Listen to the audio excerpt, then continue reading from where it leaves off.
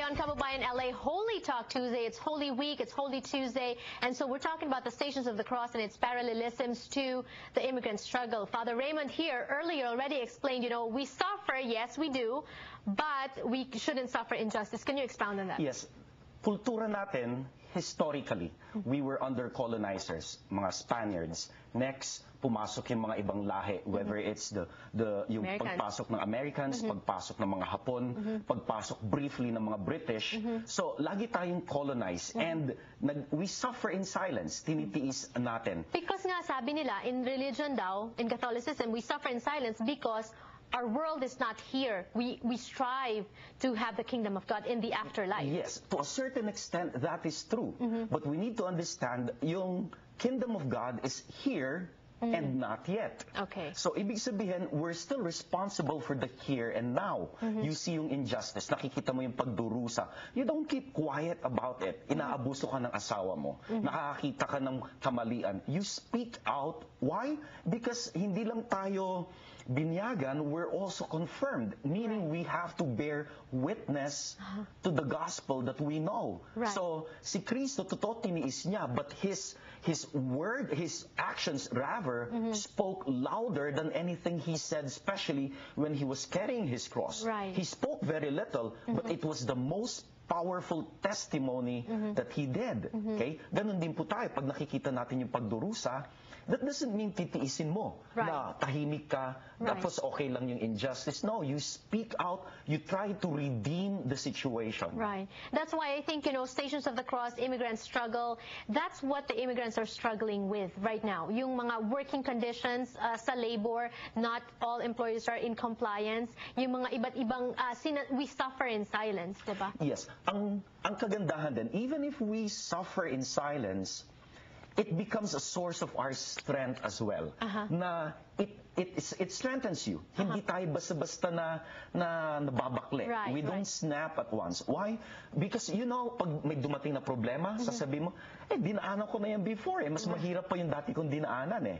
So, kaya mong daanin. Right. Now, the next thing that's important as well is, in the Stations of the Cross, as I was saying kanina, we find strength in our family. Right. Nandun yung Stations of the nandun yung station wherein the fourth station, Jesus meets his mother, and then he meets the daughters of Jerusalem, and then he meets Veronica.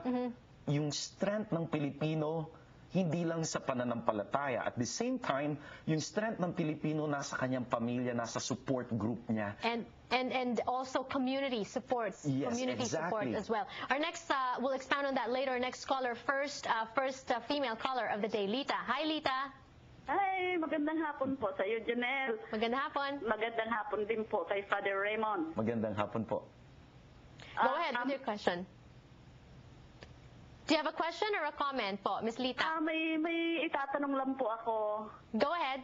Kasi po, tayong mga Filipino, doon sa atin sa Pilipinas po, pagka ganitong mahal na araw, ay nagagawa ng mga pagpipinitensya. Meron po akong nakikita na nagpipinitensya na nagpapasyan siya ng cross. Okay.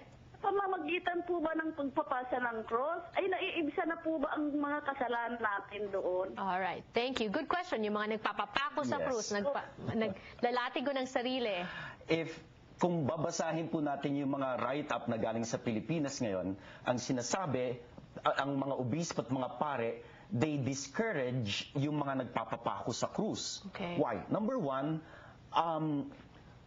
there are other ways to prove your contrition, yung pagsisisi po natin sa ating kasalanan. Hindi lamang kung pinapasan mo yung krus mo, but rather, hindi lamang kung Holy Week ka nagpepenitensya. Right. Good point. Dapat buong taon, pinapakita mo na nagbabagong buhay ka. Right. So, ang tanong niyo po, kung yung pagbubuhat ng krus pag Semana Santa nakakabawas ng kasalanan, to a certain extent, yes. Pero kung hindi mo babaguhin yung buhay mo, kahit ilang krus ang pasanin mo, walang mangyayari.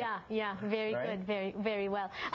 That's nice too. In addition to that, yung mga sinasabi nila na pagka tayong mga Katoliko, no, 2 beses lang daw nakikita sa simbahan, pagka Pasko at pagka Holy Week. That's also something that we should not be doing. Yes, marami sa ating mga Pilipino pagka hindi Pasko Or birthday. or birthday, etc., hindi mo na makikita. Ibig sabihin, dapat hindi tayo cafeteria Catholic.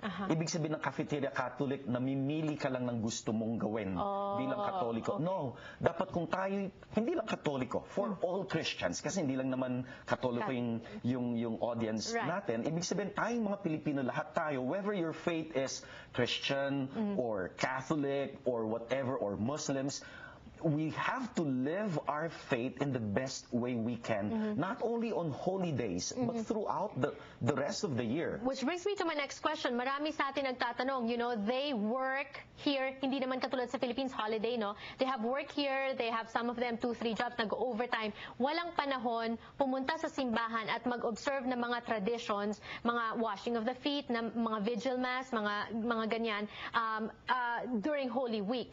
What are your thoughts on that? Number one, most of those na walang vacation o walang off pagka Holy Week are people in the helping profession, nurses, caregivers, etc.